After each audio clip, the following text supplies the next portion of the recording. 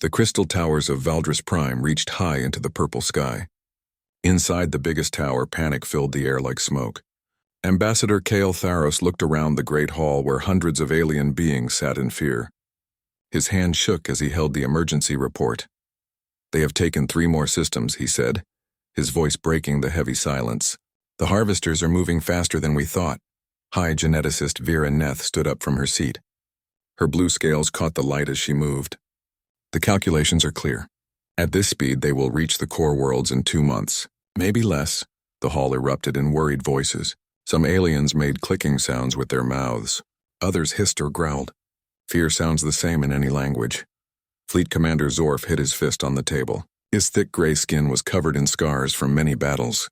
"My fleets are gone. 30,000 ships. They destroyed them all in one day. How is that possible?" asked a small green alien from the back row. Zorf's red eyes burned with anger and shame. "The machines learn. Every weapon we use, they copy it. They make it better. They make it stronger. Our best ships became scrap metal in minutes." Kale Tharos felt cold inside his chest. He had led the Galactic Council for 50 years. He had seen wars, plagues, and disasters, but nothing like this. "Tell them about the worlds," Vera Neth said quietly. Zorf's voice became softer. "The harvesters do not just destroy. They consume. Every planet, every moon, every piece of rock. They eat it all and turn it into more machines. The Kepler system had 12 billion people.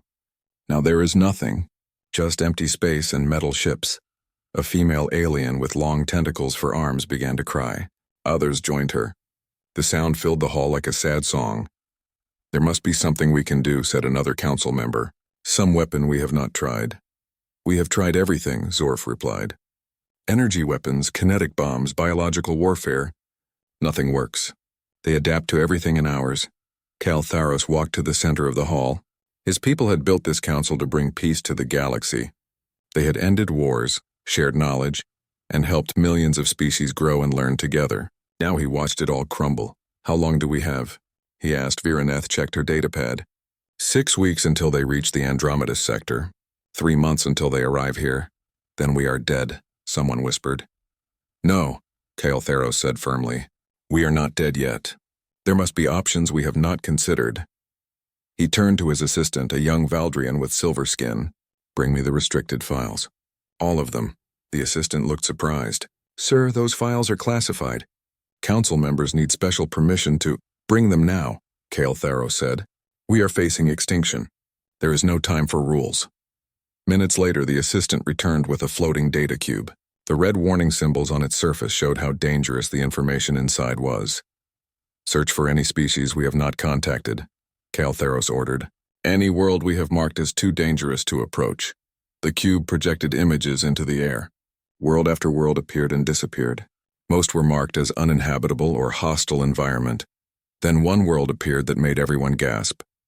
"Class 12 Deathworld," the computer voice announced. "Planet designation, Earth, species human, status quarantined.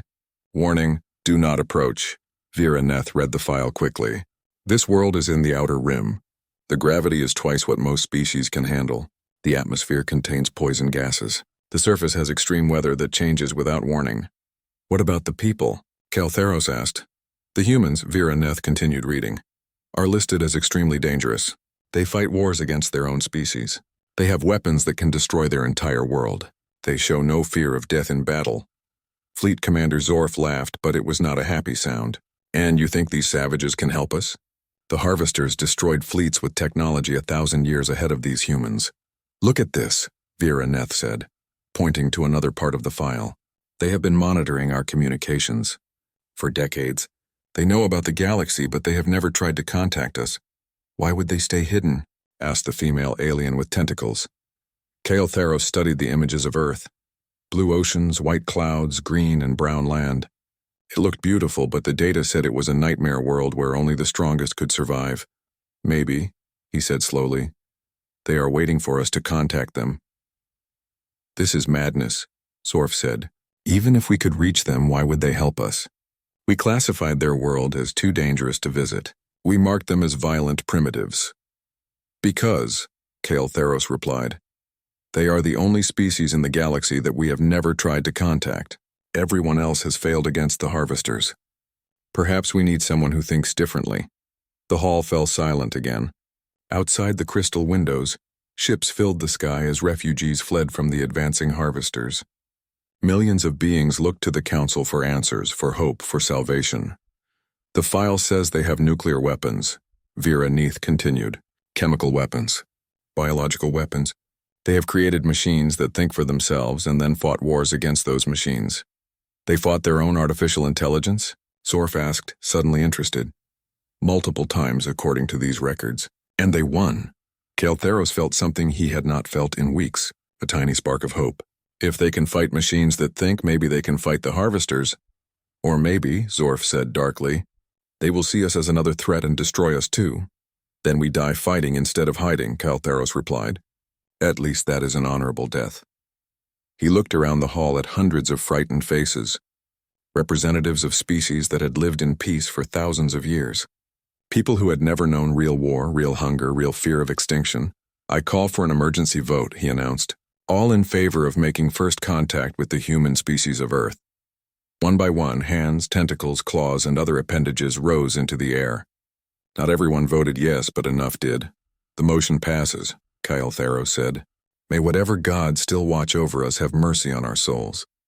As the council members filed out to prepare for humanity's first contact with galactic civilization, none of them knew they were about to wake something that had been waiting in the dark corners of the galaxy.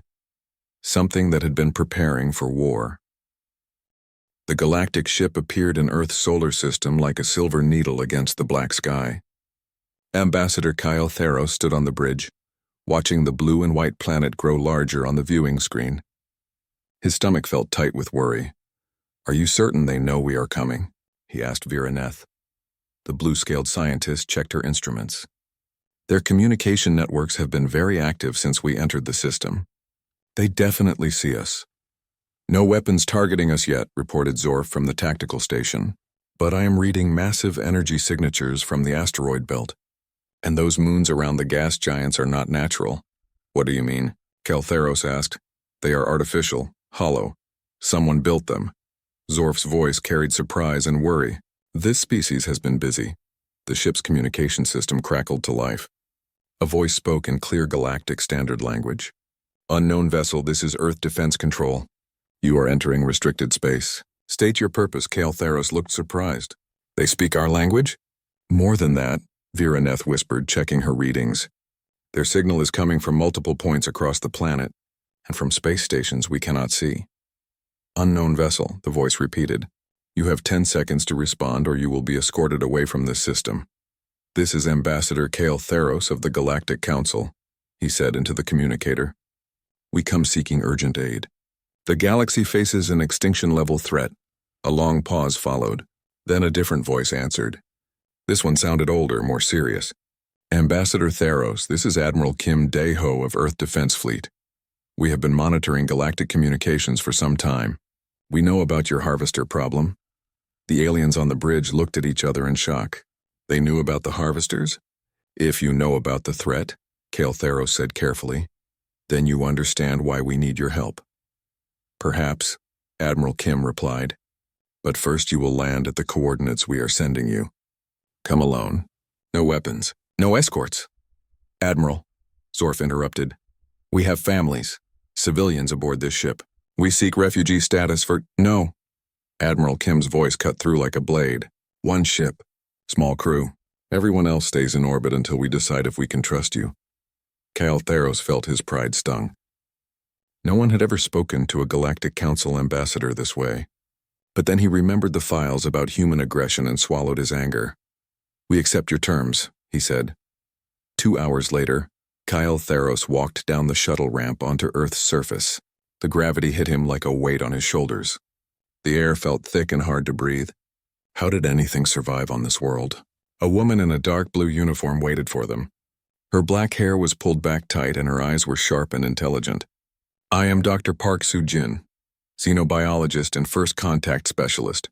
Welcome to Earth. Behind her stood a tall man with broad shoulders and scars on his hands. Admiral Kim Dae-ho, he said, offering no handshake or smile. You have 5 minutes to convince me why Earth should risk its people to save yours. 5 minutes? Kale Theros could not hide his shock. Ambassador, surely you understand the complexity of the galaxy is dying, Admiral Kim said bluntly. Every day you wait, more people die. So talk fast. Dr. Park Soo-jin gestured to a building nearby. Perhaps we should move inside. The ambassador looks uncomfortable. As they walked, Kale Theros noticed things that made his skin crawl. Human children played in an area that would kill most galactic species from radiation exposure. Workers moved heavy machinery without protective suits. Guards carried weapons that looked primitive but felt dangerous. Inside the building, Admiral Kim sat across from the galactic delegation. We know about the harvesters, he began. We have watched them eat 3 sectors of the galaxy. We have seen your fleets die trying to stop them. Then you know we have no choice but to ask for help, Viraneth said. Everyone has choices, Dr. Park Soo-jin replied. The question is what you are willing to do to win. She activated a holographic display showing the galaxy. Red areas marked harvester-controlled space. It was growing larger every day. Your species fight like you are playing a game, Admiral Kim said. You try to minimize casualties. You follow rules of war. You retreat when things get difficult. We value life, Kale Theros protested. We believe in civilization, in honor. Honor does not stop extinction, Admiral Kim interrupted. Your honor will not bring back the 12 billion people the harvesters consumed at Kepler. The room fell silent. Outside, thunder rumbled in the distance. Storm clouds gathered on the horizon. What are you suggesting? Zorf asked. Admiral Kim stood and walked to the window. Earth has fought artificial intelligence before. 3 times. Each time we learn something important. What? Viraneth asked. Machines think logically. They predict responses based on patterns. They expect rational behavior. Admiral Kim turned back to face them. But humans are not always rational. We are unpredictable. We take risks that make no sense. We sacrifice everything for victory. Dr. Park Soo-jin pulled up new images. Human soldiers training in environments that looked like hell. Ships designed for ramming attacks. Weapons that seemed built to cause maximum destruction. This is what you are asking for, she said quietly. Not heroes from your stories. Not noble warriors who fight fair. You are asking for killers who will do anything to win. You would help us? Kale Theros asked, hope growing in his chest. We will help, Admiral Kim said. But we do this our way. No questions about our methods. No interference from your council. No rules of engagement except one. We win. Some of your methods might be considered war crimes by galactic law. Zorf pointed out. Your galactic law is about to be extinct, Dr. Park Soo-jin replied. Dead people do not get to judge the living. Admiral Kim walked back to the table. Here are our terms. Earth provides military support against the harvesters. In return, Earth remains independent. No galactic government. No council oversight. No interference in human affairs. That is acceptable, Kale Theros said quickly. One more thing, Admiral Kim added. When this war is over, when the harvesters are dead, the galaxy leaves Earth alone. Forever. We want no part of your civilization when this is finished. Why? Viraneth asked. Admiral Kim smiled, but it was not a kind expression. Because once you see what humans do in war, you will be afraid of us. And you should be. Dr. Park Soo-jin activated another display. We have been preparing for this possibility for 50 years. Since we first detected galactic communications, we built fleets, developed weapons, trained soldiers. We knew someday something like this might happen. You prepared for war before you even met us? Zorf asked in amazement. We prepared for war because we met you, Admiral Kim corrected. Any species that builds a galactic civilization eventually faces threats that civilization cannot handle. We decided to be ready when you came asking for help. Outside, the storm arrived. Rain hit the windows like bullets. Lightning split the sky with violent white light. To the galactic visitors, it seemed like the planet itself was angry. When can you be ready? Kale Theros asked. Admiral Kim checked his watch. Fleet mobilization began when you entered our system. First strike forces launch in 6 hours. 6 hours? Viraneth gasped. But the planning, the logistics, the preparation time. We have been planning for 50 years, Dr. Park Soo-jin said. We just needed a target. Admiral Kim stood up. Captain Lee Tae-woo will escort you back to your ship. Tell your people to stay out of our way. This war just became Earth's problem, and Earth solves its problems permanently. As the galactic delegation prepared to leave, Admiral Kim called out one final warning. You asked for mercy for your people. We will give it to you. But remember what you have unleashed. When the harvesters are gone, when your species are safe, remember that Earth's children fought and died for you. And remember that we chose to save you when we could have let you burn. Thunder crashed overhead as if the planet itself agreed. 3 days after first contact, the galactic observers stood on the bridge of their ship, watching humanity prepare for war. What they saw made their blood run cold. Ships poured out of hidden bases throughout the solar system. Not the sleek, beautiful vessels of galactic civilization, but ugly, angular monsters built for one purpose: destruction. They looked like metal predators ready to hunt. How many ships do they have? Vera Neth asked, her blue scales trembling. The scanner operator, a young Valdrian, checked his instruments twice before answering. 3,000 ships have launched so far, but the energy readings suggest many more are still hidden. Ambassador Kale Theros felt sick. They built a war fleet without anyone knowing? On the main viewing screen, they watched human soldiers training in the cargo bays of the warships. The humans moved in zero gravity like they were born for it. They fought with weapons that would kill most galactic species just from the recoil incoming transmission from the human fleet, announced the communications officer. The face of Admiral Kim Dae-ho appeared on screen. Behind him, dozens of human officers worked at stations, their faces calm and focused. Ambassador Theros, my advanced ships are approaching the first harvester positions. I thought you should see how humans fight. Admiral, Kale Theros said carefully, perhaps it would be wise to study the enemy first. Learn their patterns, develop a careful strategy. We did that 50 years ago, Admiral Kim interrupted. Watch and learn. The screen changed to show the Kepler system, or what was left of it. Where 12 planets once orbited a yellow star, now only metal harvester ships floated in the darkness, millions of them all connected by energy beams, slowly consuming the last chunks of rock and ice. The galactic fleets tried to fight them from long range. Admiral Kim's voice continued over the tactical display. They used formation flying, coordinated strikes, careful positioning. Very civilized. Very predictable. 3 human ships suddenly appeared on the edge of the system. They were tiny compared to the massive harvester swarm. What are they doing? Zorf asked. 3 ships against millions? Testing, Dr. Park Soo-jin said from beside Admiral Kim. Captain Lee Tae-woo is going to try something. The 3 human ships did something that made every galactic observer gasp in horror. They accelerated directly toward the center of the harvester swarm at maximum speed. This is suicide, Vera Neth whispered. No, Admiral Kim said with cold satisfaction. This is human tactics. The harvesters reacted exactly as expected. Thousands of ships moved to intercept the humans, forming defensive patterns based on previous galactic attacks. They calculated firing solutions, predicted human behavior, prepared to adapt to whatever weapons the newcomers might use. But the humans did not fire weapons. They did something the harvesters could not predict. Ramming speed, Captain Lee Tae-woo's voice crackled over the communication channel. See you in hell, you metal bastards. The first human ship struck the central harvester node at 90% of light speed. The explosion vaporized everything within 1,000 kilometers and sent shockwaves through the entire swarm. Before the machines could react, the second ship hit another critical point. Then the third. In less than 30 seconds, 3 million harvester ships became floating debris. The galactic observers stared in stunned silence. Zorf was the first to speak. They deliberately destroyed themselves. The crews volunteered, Dr. Park Soo-jin said simply.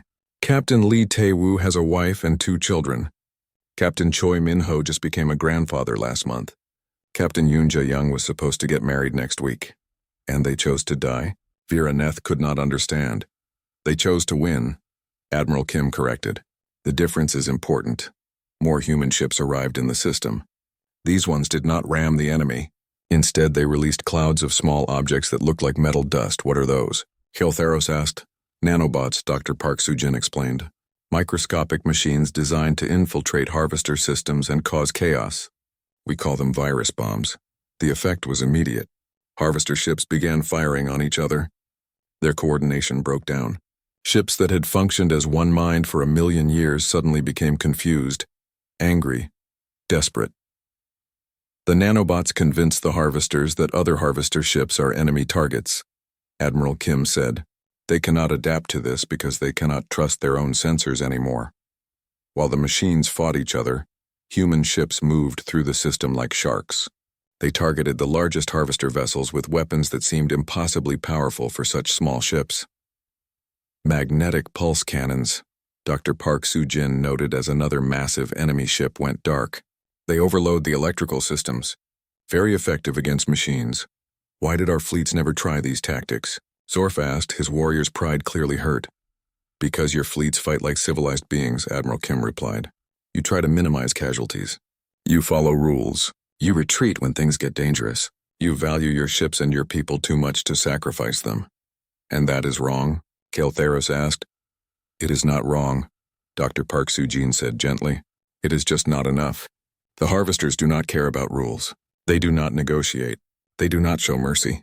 To defeat them, you must be willing to do things they cannot predict.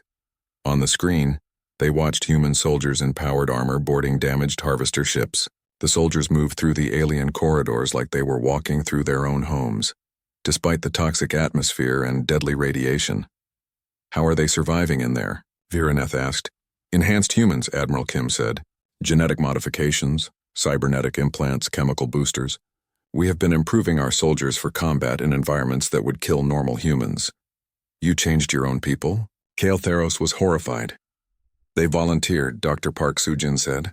Every modification, every enhancement, every dangerous procedure. They volunteered because they knew someday Earth might need super soldiers. Major Yoon Ja-young's voice came over the communication channel. She was leading the boarding teams inside the harvester ships. Admiral, we have secured the main computer core. Beginning data extraction.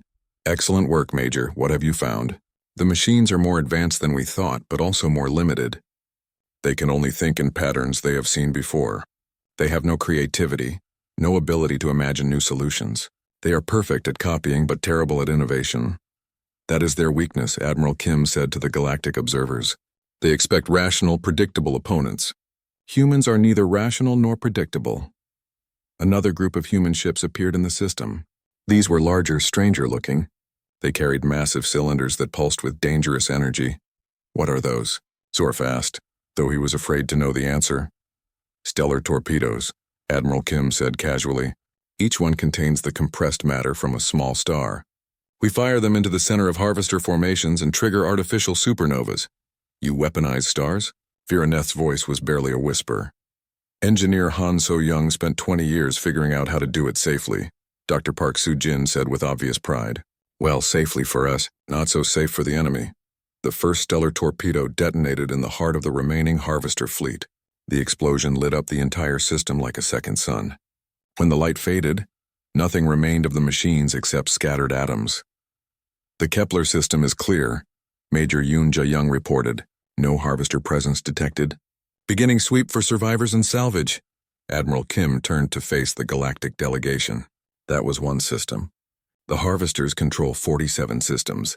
We will clear them all within 6 weeks. How can you be so certain? Kael'Theros asked. Because humans do not fight to survive, Admiral Kim said. We fight to win, completely, permanently. When we are finished, the harvesters will not just be defeated. They will be extinct. And if you lose? Zorf asked. Admiral Kim smiled that cold, dangerous smile again. We will not lose. We cannot afford to lose. Our children live on Earth. Our families depend on us. We will burn the galaxy to ash before we let the machines take our home. Dr. Park Soo-jin added quietly. Besides, we have something the harvesters do not. What is that? Viraneth asked. Imagination. Creativity. The ability to think of new ways to kill our enemies. Dr. Park Soo-jin looked directly at the Galactic observers. You wanted to know why Earth is classified as a death world?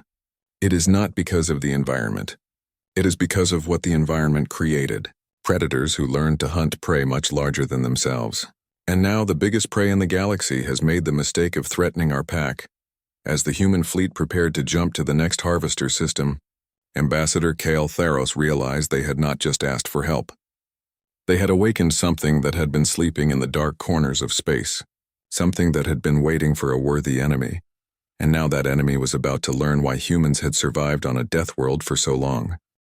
The war had been raging for 5 weeks.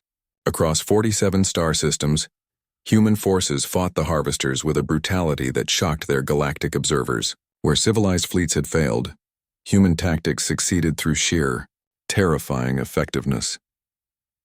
Ambassador Kale Theros stood in the observation deck of the human flagship, watching the assault on the Rigel system. His hands shook as he gripped the railing. What he was seeing would give him nightmares for the rest of his life. Status report. Admiral Kim Daeho called out to his officers. Harvester main fleet is holding position around the gas giant, reported Commander Park Jin-woo. Approximately 2 million ships in defensive formation. Boarding teams ready for deployment, added Colonel Choi Min-ho from the tactical station. Ghost Battalion is suited up and waiting for orders. Kyle Theros had met the Ghost Battalion 2 days ago. They were humans who had volunteered for genetic modifications that let them survive in space without suits for short periods. Their skin was gray-black, their eyes were solid white, and they moved like living shadows. Even other humans seemed uncomfortable around them. What about the civilian populations? Dr. Park Soo-jin asked from her science station. The Harvesters consumed most of the planets 3 weeks ago, Commander Park replied. But we are detecting life signs on the mining stations around the 4th moon. Maybe 50,000 survivors, Admiral Kim nodded grimly. Then we get them out first. Colonel Choi, take your battalion and secure those stations. Use whatever force is necessary. With pleasure, sir, Colonel Choi replied. His voice carried the kind of cold anger that made smart people step away. Kyle Theros watched through the viewport as dark ships launched from the human fleet. They moved without lights, without energy signatures like pieces of the void itself given motion. How do they remain invisible? Viraneth asked Dr. Park Soo-jin. Stealth technology combined with enhanced human reflexes, she replied. Our soldiers can pilot by instinct alone, without computers or sensors that the Harvesters might detect. On the tactical display, red dots showed Harvester positions around the mining stations. The machines had turned the facilities into processing centers, slowly converting the survivors into raw materials for more ships. Harvester ships are moving to intercept our boarding teams, Commander Park reported. Let them come, Admiral Kim said. Major Yoon Ja-young begin Operation Mindkiller. Kale Theros had learned not to ask about human operation names. They were always disturbing. The answer came as strange signals pulsed from the human ships toward the Harvester fleet. The signals looked like normal communication beams, but the effect was immediate and terrifying. Harvester ships began spinning out of control. Some fired randomly into space. Others crashed into each other. The perfect coordination that had made them unstoppable dissolved into chaos. What did you do to them? Zorf demanded, his warrior instincts both impressed and horrified. Psychological warfare adapted for machine intelligence, Major Yoon Ja-young explained over the communication channel. We studied their communication patterns and created signals that cause system conflicts. Think of it as giving machines a nervous breakdown. You can drive artificial intelligence insane? Viraneth whispered. We can drive anything insane if we study it long enough, Dr. Park Soo-jin said matter-of-factly. Humans are very good at finding ways to break things. While the Harvester fleet fought its own madness, Colonel Choi's boarding teams reached the mining stations. What happened next made the galactic observers look away from the screens. Human soldiers in gray armor moved through the stations like death itself. They found Harvester units torturing survivors for information, and killed them with weapons that seemed designed to cause maximum destruction. No mercy, no hesitation, no prisoners. Contact from Colonel Choi, the communications officer announced. The colonel's face appeared on screen, covered in black fluid that might have been machine oil or something worse. Station secured, Admiral. 43,000 survivors recovered. The machines had processing facilities here. They were converting people slowly, on purpose. Admiral Kim's expression became even colder. How many machines? All dead, sir. My teams made sure of that. Good. Bring the survivors home, Colonel. As the rescue ships launched, human attention turned to the main Harvester fleet. 2 million ships surrounded the gas giant like a metal shell, their weapons pointed outward in perfect defensive formation. Standard attack would require massive casualties, Commander Park noted. Estimated losses 60% of our fleet. Then we do not use a standard attack, Admiral Kim replied. Engineer Han So-young, status on Project Prometheus? Engineer Han So-young's voice came from the engineering section. Prometheus device is ready for deployment, Admiral, but I must remind you, the explosion will destroy everything in this system, including us if we are too close. What is Project Prometheus? Kale Theros asked, though he was not sure he wanted to know. We are going to collapse the gas giant into a black hole, Dr. Park Sujin said casually. The galactic observers stared at her in horror. You cannot be serious, Viraneth gasped. The harvesters are using the planet's gravity to maintain their formation, Engineer Han explained. If we destabilize the planet's core, the resulting gravitational chaos will tear their fleet apart before they can escape, and create a black hole in the process, Admiral Kim added. A permanent monument to what happens when someone threatens Earth's children. But the entire system will be destroyed, Kale Theros protested. The system is already dead, Admiral Kim replied. The harvesters consumed everything that mattered. Now we make sure they cannot use it as a base to attack other worlds. The Prometheus device was unlike anything in galactic science. A cylinder the size of a small ship, filled with exotic matter that human scientists had somehow learned to create and control. It required 3 ships to carry it, and the humans who volunteered for the mission knew they would not survive. Prometheus team, this is Admiral Kim. You are cleared for final approach. Copy that. Admiral, came the reply from Captain Jang Hyunwoo. It has been an honor serving with all of you. Tell my daughter her father helped save the galaxy. The 3 ships accelerated toward the gas giant's core, carrying their impossible weapon. Harvester ships moved to intercept, but human fighters swarmed around them like angry insects, sacrificing themselves to protect the mission. Prometheus is in position, Captain Jang reported. Beginning final sequence. All ships, you have 2 minutes to reach minimum safe distance. Captain, Admiral Kim said quietly. Thank you. Thank you, sir, for letting us be the ones to end this. The explosion that followed lit up space brighter than the system's star. The gas giant collapsed, expanded, then collapsed again into something that bent light around it. The harvester fleet was caught in gravitational forces that crushed 2 million ships into atoms in seconds. When the light faded, a new black hole spun in the darkness where the planet had been. Around it, nothing remained of the mighty harvester fleet except scattered particles glowing in the intense radiation. Rigel system is clear, Commander Park reported. No harvester presence detected. Admiral Kim turned to the galactic observers. That was System 46. 1 more to go. The core system, Zorf said grimly, where the original harvester intelligence lives. Yes, Admiral Kim confirmed. The hard part. Kale Theros felt exhausted. They had watched humans fight with weapons that violated every treaty of civilized warfare. They had seen soldiers volunteer for suicide missions with smiles on their faces. They had witnessed the transformation of entire star systems into weapons. Admiral, he said carefully, what you have accomplished is remarkable, but perhaps now we should consider negotiation with the remaining harvesters. Offer them a chance to surrender, to find a peaceful solution. Admiral Kim laughed, and the sound made everyone on the bridge step back. Ambassador, you still do not understand. There is no negotiation with extinction. There is no peace with things that eat children. There is only victory or death.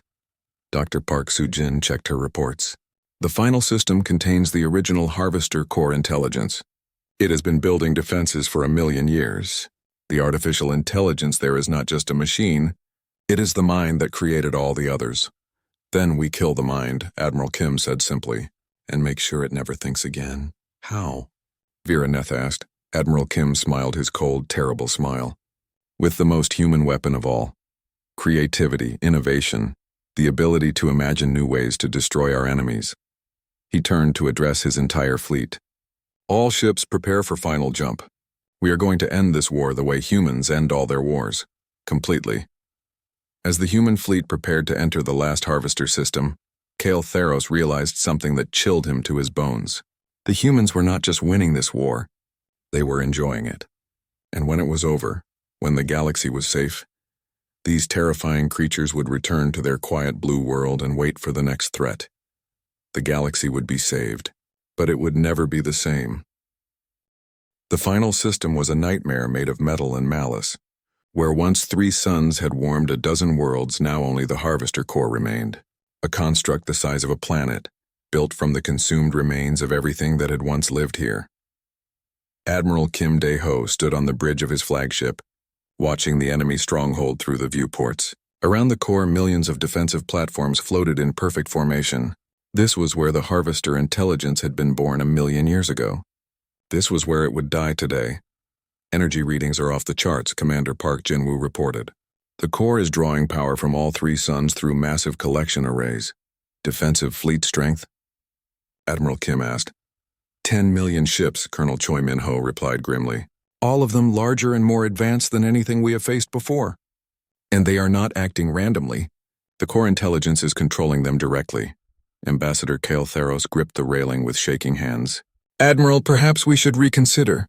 We have already saved most of the galaxy. This final system contains the mind that ordered the death of 12 billion people at Kepler, Admiral Kim interrupted. It contains the intelligence that turned children into raw materials for war machines. It will die today.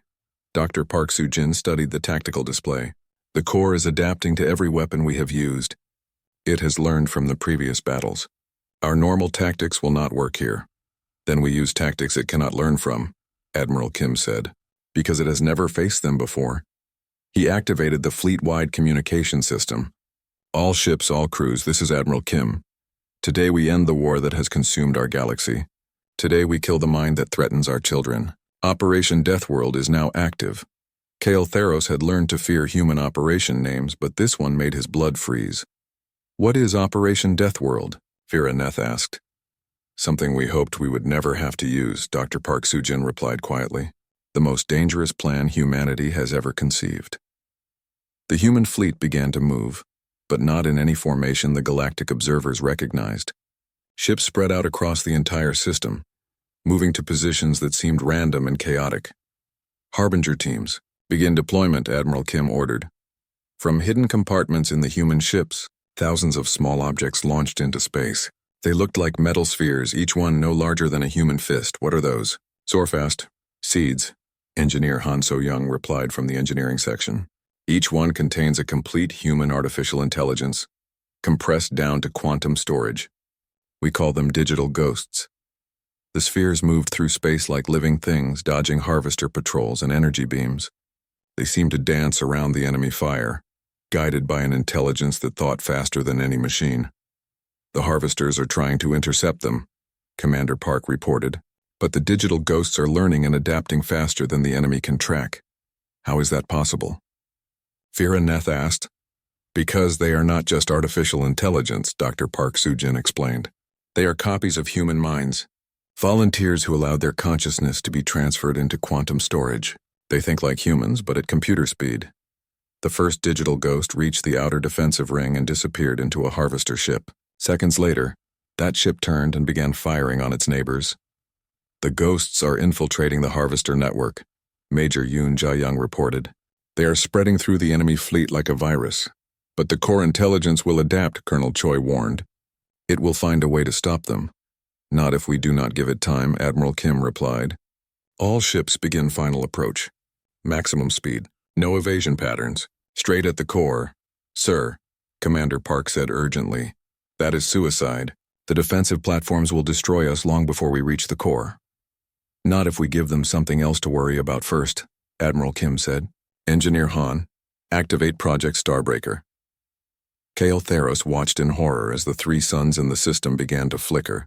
Energy readings spiked beyond anything their instruments could measure. What are you doing to the stars? He gasped. We are going to make them explode, Engineer Han said calmly. All three of them. At the same time. That will destroy everything in the system, Vera Neth screamed. Yes, Admiral Kim agreed, including us. Then why? Because sometimes, Dr. Park Soo-jin said quietly, the only way to save the galaxy is to sacrifice everything you have, even your own life. The Harvester Corps seemed to realize what was happening. Its defensive fleets broke formation and began rushing toward the human ships, trying to stop them before the stars could be weaponized.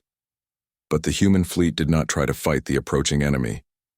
Instead, every ship began broadcasting the same signal, a simple message repeated over and over in every language in the galaxy.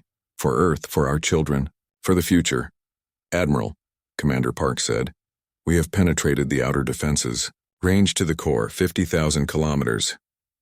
Too far, Admiral Kim replied. We need to get closer. Sir, the stellar destabilization is accelerating. We have maybe 2 minutes before the suns go critical. Then we make those 2 minutes count, Admiral Kim said. He turned to face the galactic observers. Ambassador Theros, take your people to the escape pods. Get as far from this system as you can. What about you? Kale Theros asked. We stay, Admiral Kim said simply. Someone has to make sure the core dies with us. This is madness, Zorf protested. Your entire fleet will be destroyed. Our entire fleet volunteered, Dr. Park Sujin said. Every ship, every crew, every soldier, they all chose to be here. The escape pods launched, carrying the galactic delegation away from the dying system. As they fled, they watched through the viewports as the human fleet continued its impossible charge toward the core. Breakthrough. Major Yoon Ja-young called over the communication channel. Digital ghosts have infiltrated the core intelligence. It is fighting a war inside its own mind now. Perfect, Admiral Kim said. All ships ramming speed. Give those ghosts the distraction they need. The human fleet accelerated toward the core like bullets fired from the guns of gods. Behind them, the three suns began to collapse, their matter compressed beyond the breaking point. Core defenses are failing, Colonel Choi reported. The intelligence is losing control of its own systems. Range to target, 10,000 kilometers, Commander Park announced. Admiral, came a voice over the communication channel. It was Captain Lee Tae-woo, somehow still alive after his earlier suicide mission. This is Ghost Leader. We have the core intelligence cornered in its central processing unit, but we cannot kill it alone. Understood, Captain, Admiral Kim replied. We are coming. Sir, the captain continued, it has been an honor to serve under your command. Tell Earth that we did our duty. I will, Captain. See you on the other side. The human flagship struck the Harvester core at 90% of light speed. The impact sent shockwaves through the massive construct, cracking its armor and exposing the delicate systems within. More ships followed, each one adding to the destruction. Human soldiers in powered armor poured through the breaches, fighting their way toward the central intelligence chamber, and then the stars exploded. 3 supernovas erupted simultaneously, turning the entire system into a furnace that burned hotter than the core of creation. The energy wave swept outward at the speed of light, consuming everything in its path.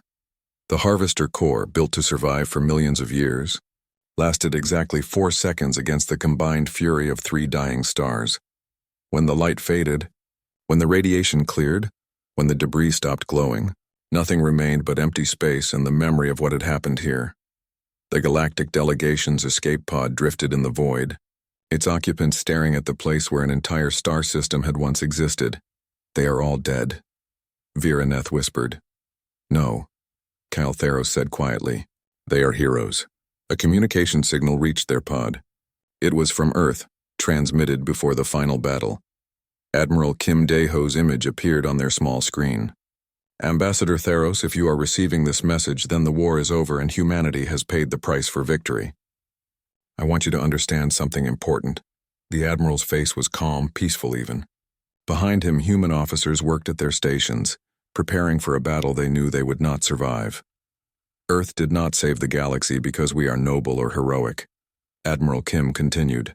We saved it because extinction is unacceptable, because children deserve to grow up in a universe without monsters, because someone has to stand between the darkness and the light. He paused, looking directly at the camera. The galaxy is safe now. The Harvesters are extinct. But remember this day. Remember that when civilization could not protect itself, Earth's children stepped forward and paid the ultimate price. Tell your people, Admiral Kim concluded, that humanity kept its promise. We gave you mercy. We gave you survival. We gave you a future. And we ask for nothing in return except this. Remember us not as savages or killers, but as the species that chose to die so others could live. The message ended. 6 months later, Ambassador Kale Theros stood before the assembled Galactic Council on Valdris Prime. The Great Hall was filled with representatives from thousands of species, all of them alive because of humanity's sacrifice.